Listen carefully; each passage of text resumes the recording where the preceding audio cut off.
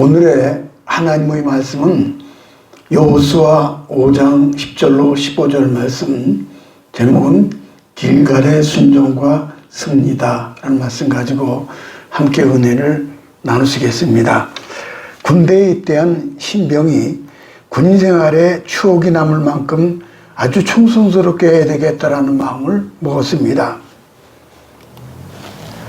그래서 바로 고참 병장님에게 물었습니다. 병장님, 병영 생활을 명예롭게 하고 싶은데 어떻게 하면 좋게 할 수 있습니까? 이 고참은 웃으면서 하는 말이, 군인 생활은 복잡하지 않아.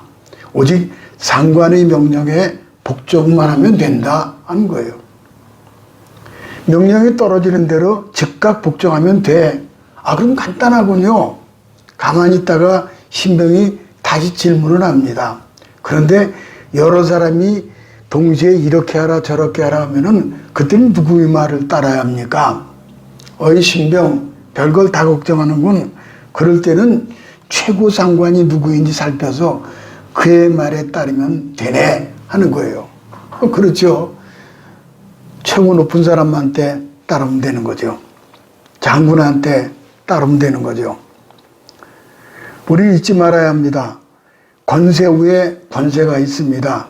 이 세상에 어떤 경우에든지 하나님 권세, 예수님 권세, 여기 복종하면은 모든 문제는 해결이 되는 겁니다. 높은 계급자이신 전능하시고 지존하신 분께 순종하면은 문제는 일사천리로 풀려나가게 되는 겁니다. 이스라엘 백성들이 요단강을 건너서 첫 번째 도착한 곳은 가나안 땅 길갈이라는 곳입니다. 이 지도를 좀 볼까요? 이제 요단강을 건너자마자 길갈이라는 땅이 있는데, 이 지도를 보게 되면은 요 길갈이 있죠. 길갈. 그리고 길갈 다음은 여리고성이에요. 그 유명한 여리고성. 근데 지금 요단강이 이렇게 흘러내려가고 이쪽 요르단에서 볼 때 느보산이 있습니다. 느보산은 하나님께서 모세에게 너는 가나안 땅을 바라만 보고 들어가지 말아라. 그 하나님이, 모세는 하나님 취해가셔요. 백입자가 되셨죠. 그래서 느보산에서 이스라엘 땅을 바라보기만 하죠. 느보산을 좀 가볼까요? 이게 느보산이에요. 느보산에서 이쪽 이스라엘 땅을 바라보는 그런 찍은 겁니다.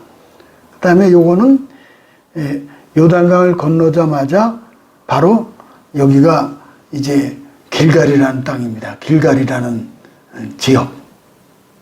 근데 여기 보면은 뭐가 있는 거 아니, 당시 이제 길갈인데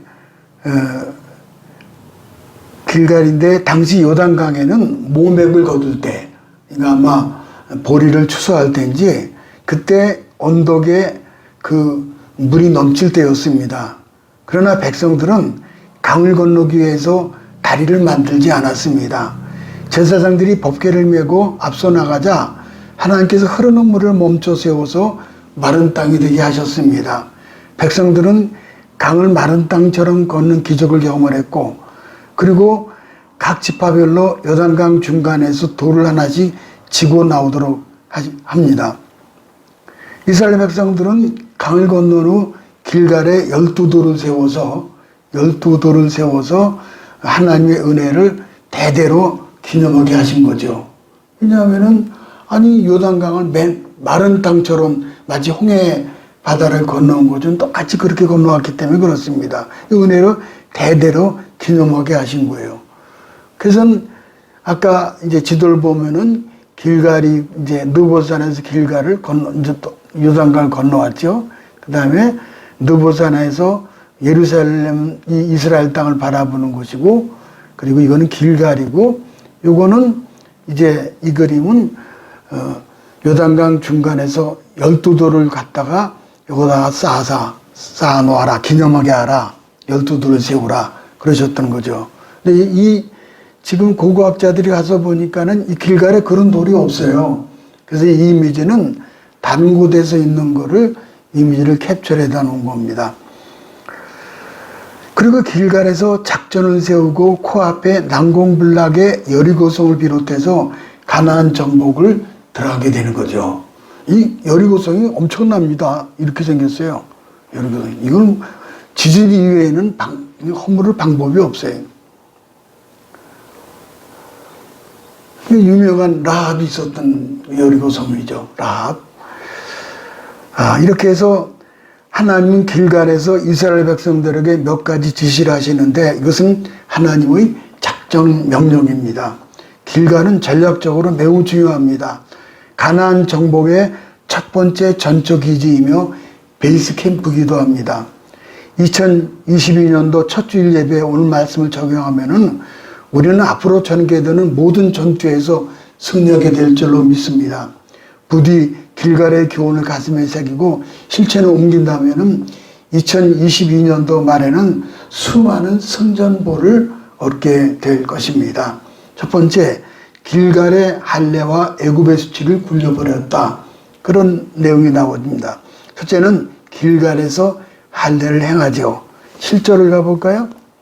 그들의 대를 잇게 하신 자손에게 여호수아가 할례를 행하였으니 길에서는 그들에게 할례를 행치 못하였으므로 할례 없는 자가 되었음이었더라. 할례는 서컴시전이라는 그 할례라는 말은 하나님 백성의 징표로 몸의 흔적을 갖게 하는 겁니다. 할례는 하나님께서 아브라함과 맺으신 언약에 대한 표징으로 아브라함과 노예를 포함한 그 가정에 속한 모든 남자들에게 할례를 행하도록 명령을 하셨습니다. 이 명령을 받을 시 아브라함 나이는 99세였고 이스마엘은 13세였습니다. 할례는 태어난 지 8일 만에 실시합니다. 성경의 8은 부활과 새 질서를 뜻합니다. 이게 할례는 태어난 지 8일 만에 할례라는 거예요. 이날은 안식일 경우에도 지켜야 합니다. 그러니까는 안식일도 지키지만은 이 8일째 되는 날가 안식이라 할지라도 할례는 지켜야 돼요. 그래서 현대는 모헬이라고 부르는 할례 전문가들이 행합니다. 전날 밤에 아버지는 성경을 읽으면서 아들을 사탄으로부터 지킵니다. 할례일에는 하객들은 축하 파티에 열면서 덕담을 나눕니다.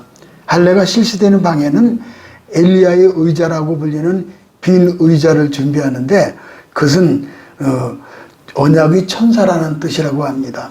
할례를 실시하기 전에 이런 찬송을 고백합니다. 나의 찬송 받으시기에 합당하신 천지만물의 주이신 하나님께 영광을 돌려드립니다. 율법으로 우리를 신성케 하셨고 할례 의식을 계명으로 주셨습니다. 이스라엘이 하나님과 맺은 언약은 세 가지로 첫째가 안식일 언약이고 무지개 언약이 있고 그 다음에는 할례 언약이 있습니다. 창세기 17장을 좀 가볼까요? 너희 집에서 난 자든지 너희 돈으로 산 자든지 할례를 받아야 하리니 이에 내 언약이 너희 살에 있어 영원한 언약이 되려냐. 이스라엘은 출애굽 후 광야에서 할례를 행하지 못했습니다. 블레셋 군사들이 골리앗을 앞세우고 이스라엘을 모욕하면서 전쟁에 나서도록 조롱할 때가 있었죠. 그때 다윗이 블레셋의 골리앗과 싸울 때 이런 말을 했죠. 사무엘상에 보면은 다윗이 곁에 서는 사람들에게 말하여 이 할례 없는 블레셋 사람이 누구한데 사시는 하나님의 군대를 모욕하느냐 그랬다는 것. 이런 그런 내용이죠. 다윗이 골리앗을 물맷돌로 이마를 쳐서 이제 무너뜨리죠. 할례는 민족적 우월감과 자부심을 갖게 했습니다. 할례를 행하면 며칠 동안 고통이 따릅니다. 상처가 낫기 전에 아무것도 할 수가 없습니다. 적을 앞에 두고 스스로 위험을 감수하는 것은 누가 보더라도 무모한 행동입니다. 상식적으로 그들에게 필요한 것은 검술과 창술과 활쏘기 기는 것입니다. 그리고 더 나아가서 적의 성을 무너뜨리는 사다리와 공성대를 만들어야 할 때입니다. 그런데 그들에게 향한 하나님의 계획은 적군 앞에서 할례를 행하라는 거예요. 여호수아는 말씀에 순종합니다. 군사훈련보다 마음과 몸이 성결케 하는 일이 더욱 중요하게 여겼기 때문입니다. 가나안은 약속의 땅으로 약속의 땅으로 살아야 할 사람들은 거룩한 백성들이어야만 합니다. 이 세상은 사단 마귀가 우는 사자처럼 두루다니면서 산길차를 찾고 있어요. 이 사자 보세요, 사자. 유혹에 빠지지 않고 승리의 삶을 위해서는 육체와 심령의 할례를 받아야 합니다. 길갈은 칼로 전쟁하기 전 부싯돌 칼로 하나님 백성임을 확인하고 무장한 자에게 가나안 정복을 허락하시는 거예요. 할례의 본질에 대해 사도 바울은 이렇게 말씀합니다. 아주 먼 훗날이죠. 로마서 8장 가볼까요?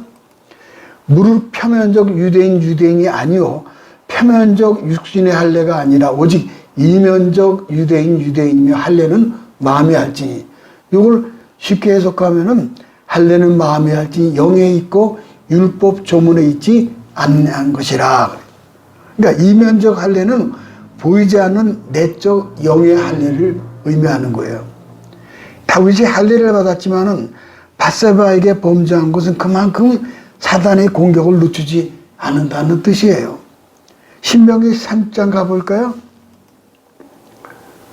내 하나님 여호와께서 내 마음과 내 자손의 마음에 할례를 베푸사 그러죠. 마음의 할례, 영의 할례. 마음을 다하여 성품을 다하여 네 하나님 여호와를 사랑하게 하사 너로 생명을 얻게 하실 것이며. 최종적인 것은 생명을 얻는 거거든요. 여호와를 사랑하게 하사. 근데 마음을 다하고 성품을 다하지만은 그 이전에 마음의 할례를 받아야 한다는 거예요. 육신의 할례보다 이 외적으로 보는 것보다 내면적인 영적인 할례, 심령의 할례를 받으라는 겁니다. 또 너희 안에 이 마음을 품으라. 곧 그리스도 예수의 마음이니. 그렇죠. 우리가 이 땅에 살 때 예수의 마음이 그리 중요해요. 이 그림을 좀 볼까요? 너희 안에 이 마음을 품으라. 곧 그리스도 예수의 마음이니. 세상 유혹을 이길 수 있는 것은 예수의 마음을 품고 성령의 능력을 힘입어야 이 모든 것을 이길 수가 있게 되는 거죠. 세상 유혹을 이길 수 있는 예수의 마음, 그 다음에 성령 능력을 힘입는 거죠. 두 번째는 애굽의 수치를 굴러가게 했다 그랬어요. 9절을 가볼까요? 여호수아에게 이르시되 내가 오늘날 애굽의 수치를 너희에게 굴러가게 하셨으므로 그곳 이름은 오늘까지 길갈이라 하느니라. 그러니까 이스라엘이 430년 동안 애굽에서 노예 생활 청산하고 가나안 땅을 향하였지만은 늘 원망 불평이 있었죠. 애굽에서 가나안까지 직선거리는 320km, 실제 행정거리는 그 배가 돼요. 640km 정도. 이 그림 좀 볼까요? 이 고센 땅에 출발해가지고 가나안 땅까지 가면 직선거리 가면 그냥 가까워요. 이게 이렇게. 근데 이렇게 빙 돌아서 가게 하는 거죠. 청년이 도보로 갈 경우에 약 한 달, 요즘 자동차로 갈 경우는 8시간 정도 됩니다. 최루급 당시 장정만 60만 명, 여자와 어린아이, 노인까지 합하면 대략 300만 명이 됩니다. 대규모 인원을 감안하면 2개월이 걸립니다. 그런데 유대인들이 이 짧은 거리를 가는데 무려 40년이 걸렸어요. 그 이유는 광야에서 원망, 불평, 불순종으로 인해 광야에서 방황하게 해서 그 세대를 모두 진멸하신 거예요. 거룩한 땅은 원망, 불평하는 자들이 들어갈 수가 없는 겁니다. 가나안은 마치 천국의 그림자와 같습니다. 그래서 불순종의 해방 1세대는 모두 광야에서 엎드러져 죽었고 해방 2세대들이 광야에서 태어났죠. 이제 그들은 요단강을 건너 길갈에 도착함으로 수치스러운 종살이를 청산한 것입니다. 길갈에 도착함으로 발붙일 땅을 얻었고 이제 떠돌이 나그네가 아니라 자유민이요 독립국가가 된 겁니다. 길갈은 수치가 굴러갔다 그런 뜻인데 굉장히 의미가 있어요. 우리 한번 자신을 돌이켜보면은 우리 삶 속에 수치스러웠던 일들이 한두 번쯤 다 있지요. 생각하고 싶지 않은 부끄러운 일, 돌아보기도 싫은 아픈 기억들, 빨리 잊어버리고 싶은 나의 실수와 괴로움, 이런 것들이 다 있어요, 전부 다요. 이 길가는 그 수치로운 실수와 부끄럽고 서럽고 가슴 아프고 어딘가 숨어버리고 싶은 심정, 그런 괴로운 각오를 모두 굴려버리는 거예요. 그렇게 해서 가나안 땅에 새 희망을 갖게 하는 겁니다. 오늘 우리는 길갈의 축복을 경험해야 합니다. 과거의 병마가 굴러가야 합니다. 슬픔이 굴러가야 돼요. 가난과 실패가 굴러가야 합니다. 죄악의 덩어리가 굴러가야 합니다. 수치스럽고 부끄러운 일들이 굴러가서 사라지게 될 때 비로소 기쁨과 마음의 평화를 맛보게 되는 겁니다. 존 번연 지은 철로역정에 보게 되면은 주인공 크리스찬이 멸망의 도성을 떠나 천국까지 가는 순례 여정입니다. 처음에 주인공은 커다란 죄의 짐을 지고 갑니다. 그러다가 십자가 언덕에 이르게 됩니다. 이때 순례자는 이곳에서 그동안 자신을 괴롭히던 온갖 죄악의 짐들이 십자가 아래로 굴러 떨어지는 경험을 하게 합니다. 이 그림을 좀 볼까요? 이제 이 짐을 지고서 이제 천국을 향해서 가는 거죠. 가다가 초행길에 십자가를 만나죠. 그래서 짐이 굴러 떨어지는 거예요. 이 짐이 여기 있죠, 아래. 그래서 이제 이 크리스찬이 이 죄의 짐이 다 굴러 떨어져요. 무거운 짐을 다 벗은 그는 날아갈 듯 하죠. 그리고 십자가 기대자 빈 무덤에 이번에 굴러 떨어집니다. 무거운 짐들을 벗고 부활의 능력으로 새 생명을 입은 후 성령의 능력을 힘입어서 순례의 길을 가는 것이 이 철로역정입니다. 이 길갈의 교훈이에요. 우리 2021년도 부끄러운 과거 다 굴러갈 줄은 믿습니다. 다 내려놓는 거예요. 다 굴러가는 거예요. 두 번째는 유월절을 지키고 그 땅 소산을 먹었다 그랬습니다. 첫째는 유월절을 지켰다 그랬죠. 유월절을 지켰다. 10절에 보면 이스라엘 자손들이 길갈에 진쳤고 그달 14일 저녁에는 여리고 평지에서 유월절을 지켰다 했습니다. 할례를 받은 이스라엘 백성들은 향하여 유월절을 지키라는 명령이죠. 유월절은 매년 지켜야 되는 절기입니다. 하지만 40년이 지나도록 이스라엘 백성들은 단 2번만 유월절을 지켰습니다. 한 번은 애굽에서 지켰고 또 한 번은 민수기 9장 5절에 광야에서 지켰습니다. 유월절의 의식은 무엇입니까? 출애굽 당시를 거슬러 올라가 보면은 이스라엘 사람들은 모세의 명령을 듣고 있었습니다. 오늘 밤에 양을 잡아서 그 피를 진문 바깥쪽에 바르라. 그렇게 명령을 하셨어요. 이런 그림이죠. 이 그림 잘 보세요. 이제 양 문 임방 좌우에다가 양에 잡아서 그 피를 치러옵니다. 근데 그 밤에 하나님 말씀하시기를 죽음의 천사가 지나가는 거예요. 그런데 피를 바른 가정에는 그냥 6월 넘어가요. 6월절이니까 넘어가는데 이 피를 바르지 않은 가정은 치고 나가니까는 장자는 다 죽는 거예요. 어디 죽은 장자 다 죽는 거예요. 참 기가 막혀요. 6월절 명령은 3가지 뜻이 있는데 우선은 이스라엘이 구원받게 된다는 거예요. 양을 잡고 피를 바르는 행동은 모세가 전한 하나님 말씀을 믿는다 그겁니다. 하나님 말씀 믿고 따르는 것은 하나님 인격적 권위를 인정하는 증거이며 결과가 됩니다. 구원의 은혜의 체험 원형이 됩니다. 은혜는 감사 원신을 통해서 우리 삶에서 살아 움직입니다. 계속적인 감사와 자신의 생활을 드리는 헌신이 없으면 은혜가 지속되지 않습니다. 은혜의 경험은 퇴색되고 나중에는 옛날에 그랬었지 이렇게 많은 거예요. 하는 정도로 추억 속에 존재하게 됩니다. 유월절은 늘 지금 일어나는 사건입니다. 출애굽기 12장 가볼까요? 너희는 여호와께서 허락하신 대로 너희에게 주시는 땅에 이를 때 이 예식을 지킬 것이라. 그 다음 24절에 너희 이 일을 규례로 삼아 너희와 너희 자손이 영원히 지킬 것이니. 그러니까 세 번째 뭡니까? 나와 후손이 영원히 지킬 규례라는 거예요. 유월절은 애굽에서 마지막 밤을 보내며 이 사건을 체험한 세대뿐만 아니라 그 뒤에 이어진 모든 세대의 대대로 아니 영원토록 이것을 전하라 그렇게 명령을 하신 거. 이건 이제 유월절을 지키는 거예요.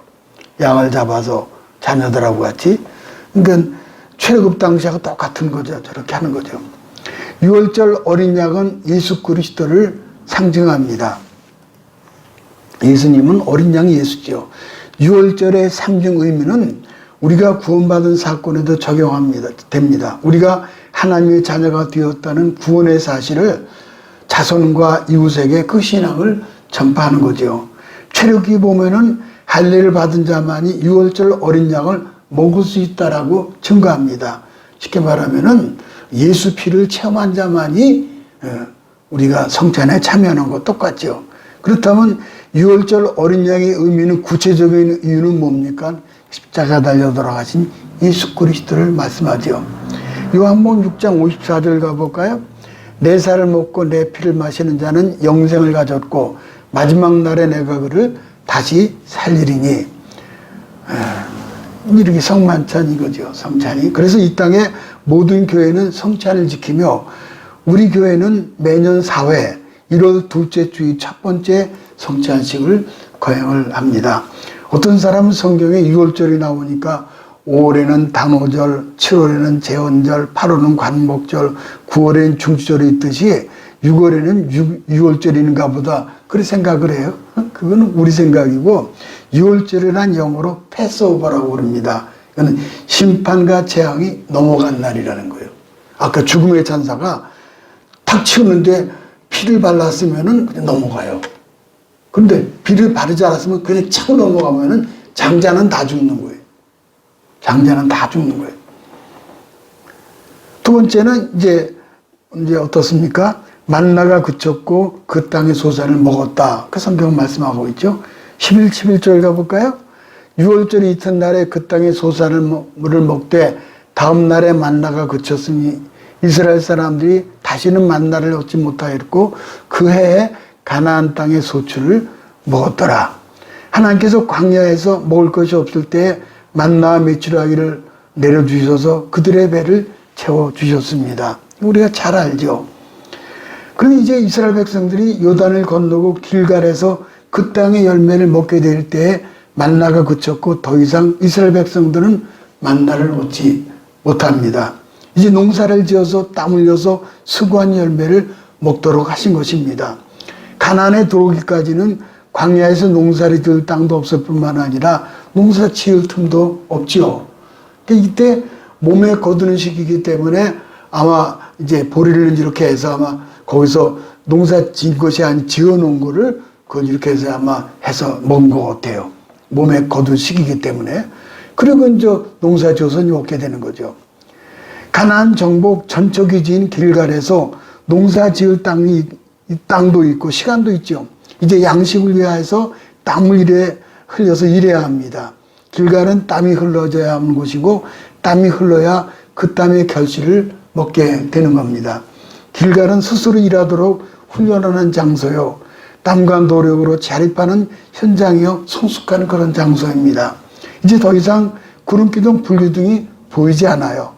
만나도 보이지 않죠. 그러나 대신 보이는 것은 뭡니까? 바로 하나님 말씀이에요. 자, 이 하나님 말씀이죠. 말씀이 구름기둥이요 불기둥이요 만나와 메추라기가 되는 겁니다. 그래서 성경 공부를 하며 영적인 만나, 영적인 구름기둥, 영적인 불기둥을 찾는 거죠. 성경 공부, 바이블 스터디가 바로 그겁니다. 모세의 생애는 40년씩 3단계로 나누게 되는데 좀 볼까요? 모세가 스스로 대단한 인물인 줄 알았어요.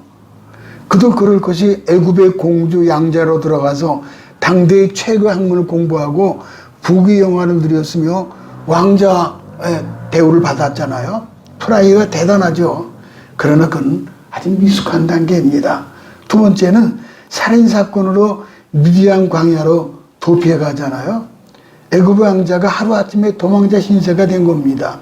이 두 번째 40년 동안 광야에서 양떼를 돌보던 모세는 자기가 아무것도 아닌 것을 깨닫게 되죠. 이 살인사건이 뭐냐면은 그 고센 땅에서 이제 애굽 사람들이 이스라엘 사람들을 그 벽돌을 이제 만들고 올 때 좀 심하게 하다 보니까는 그 모세가 화가 나서 그를 쳐 죽여버렸어요. 그 모래수에 감췄다가 도망간 거예요. 마지막 세 번째는 호렙산에서 하나님 부르심 받죠. 그로부터 40년 동안 모세는 하나님의 종으로 이스라엘 민족을 출애굽해서 이끌고 엄청난 역사를 이룹니다. 이때 모세는 자기가 하나님의 사람이 되었음을 깨닫게 되는 거죠. 아, 내가 이제 하나님의 사람이 되었다. 뭐 홍해를 가르고 나오고 또 뭐 10가지 재앙을 이제 이룬 분이죠. 이게 성숙한 신앙입니다. 내가 대단한 줄 아는 것은 착각이요. 내가 아무것도 아닌 줄 아는 것은 오해요. 내가 하나님의 종으로 붙잡히기만 하면 무엇이든지 할 수 있음을 아는 것이 거의 진짜 승이에요. 진짜 신앙. 마지막 세 번째, 하나님의 인재를 경험하고 거룩한 못에서 신을 보는 교이 나옵니다. 13, 14절을 가볼까요? 여호수아가 여리고에 가까이 이르렀을 때에 눈을 들어본 즉 한 사람이 칼을 빼어 손을 들고 마주 서 있는지라. 여호수아가 나아가서 묻되 너는 우리를 위하느냐 우리 적들을 위하느냐 하니 나는 여호와의 군대 대장으로 지금 왔느니라. 여호수아가 얼굴을 땅에 대고 엎드려 절하고 내 주여 종에게 무슨 말씀을 하려 하시나이까. 이런 그림이에요. 할례와 유월절을 행한 여호수아는 이제 전쟁을 수행하기 위해서 여리고로 나가게 됩니다. 근데 갑자기 여호수아의 영안이 열리게 되는 거예요. 눈이 열렸어요. 영적인 눈이. 여호수아가 눈을 들어보니까는 칼을 빼어 손에 들고 있는 사람을 만나게 됩니다. 얼마나 두려워요. 전쟁 중에 만나는 사람은 아군이 아니면 적군입니다. 그래서 여호수아는 당신은 우리 편지 아니면 적군인지 밝히시오. 그러자 칼을 들고 있는 사람이 자신이 여호와의 군대 대장이다 하시는 거예요. 신분을 밝혀요. 바로 하나님께서 친히 여호수아에게 임재하셨다. 현현하셨다. 그겁니다. 거룩하신 하나님이 임재하신 앞에 여호수아는 즉시 땅에 엎드립니다. 그리고 나의 주여 종에게 무슨 말씀 하려고 하시나이까라고 겸손히 질문을 합니다. 그때 하나님께서 여호수아가 선 곳은 거룩한 땅이니 네 발에 신을 벗어라라고 명령을 하십니다. 그럼 이 땅 가나안 땅은 거룩한 땅이 아닙니까? 그러니까 할례도 하고 유월절 지키다 그러는 거죠. 거룩한 땅이니 신을 벗어라. 15절로 볼까요? 네 발에 신을 벗어라. 내가 선 곳은 거룩하니라. 이런 그림이죠. 요 신은 샌들을 벗어놓고 있잖아요. 여호수아는 신속히 신발을 벗었습니다. 가나안 땅은 거룩한 땅이기 때문입니다. 여호수아는 거룩하신 하나님께 최고로 겸손한 태도와 순종의 자세를 보여드렸습니다. 이스라엘 백성들이 하나님 명령에 순종해서 할례와 유월절을 행하자 하나님께서 친히 그들에게 임재하셨습니다. 하나님 이스라엘 군대의 사병이 아니라 장교가 아니라 제일 높으신 사령관 대장으로 현현하신 것입니다. 이것은 무엇을 의미합니까? 하나님께서 이스라엘 군대의 사령관으로 직접 임재하셨다는 사건은 앞으로 이스라엘 백성들에게 확실한 승리가 보장될 것이라는 것을 말씀해 주고 있는 것입니다. 그러고 보니까는 2022년도 우리는 확실한 승리가 될 줄로 믿습니다.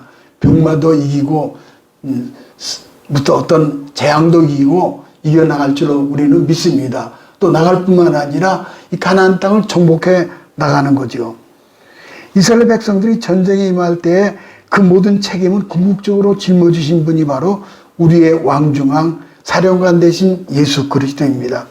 교회의 사령관은 오직 예수 그리스도. 전쟁을 할 때 군인들이 모든 준비를 다하고 완전무장했다 할지라도 대장이 나오지 않으면 한 발자국도 앞으로 진격할 수가 없습니다. 하나님께서 여호수아를 향하여 모든 이스라엘 백성들이 여리고성을 7일 동안 돌 것을 지시합니다. 이제 여리고성을 이거 함락하는 그런 과정이죠. 6일 동안은 성을 하루에 한 번씩 돌고 마지막 날에 7일에는 여리고성을 7번 돌 것을 명령합니다. 그러므로 이제 여리고성 함락은 시간 문제예요. 이거 참 중요합니다. 우리의 모든 기도 제목은 응답은 시간 문제입니다. 그래서는 그 요한복음 보면은 이겨놓고 싸운다 있잖아요. 너희가 세상에서 환난을 당하라. 담대하라. 내가 세상을 상해서 이겨놓으라. 그래서 이겨놓고 싸운다 그거예요. 우리가 지금 눈에 보이지 않은 공중권세 잡은 악한 세력과 싸우고 있는 중이죠. 우리 성도들 개인 영혼도 영적인 전쟁터요. 우리 가정도 영적인 전쟁터요. 교회도 흑암의 세력과 싸우고 있는 영적인 전쟁터입니다. 이 치열한 영적인 전쟁에서 승리할 수 있는 최고의 방법은 하나님의 임재를 경험하는 거예요. 어느 교회 집사님이 신앙생활에 거룩함을 찾아볼 수가 없었어요. 신을 버는 것이 아니라 오히려 신을 신고서 사람들에게 시비를 걸었습니다. 그러다가 갑자기 몸에 큰 병이 들었어요. 병원에 달려가 보니 희귀병으로 고칠 수 없는 암이라는 거예요. 아이 참. 그 집사님은 자신의 삶에 가장 큰 문제가 뭔지 발견하게 되는데 그 문관이 감사가 없었다는 거예요. 감사가 없었어요. 이때부터 감사의 조건들을 찾아서 종이에다가 쓰기 시작. 무려 100가지가 되더라는 거예요. 우리 송구영신 예배 때 글이 있었잖아요. 감사로 받으면은 무엇이든지 감사로 받으면은 버릴 거 없다. 기도로 거룩해진다 그랬거든요. 감사 없었던 거예요. 원망불평했잖아요. 그 광야에서도 보면은 40년 광야 생활에 얼마나, 그러니까 1세대는 다 엎드려서 죽은 거예요.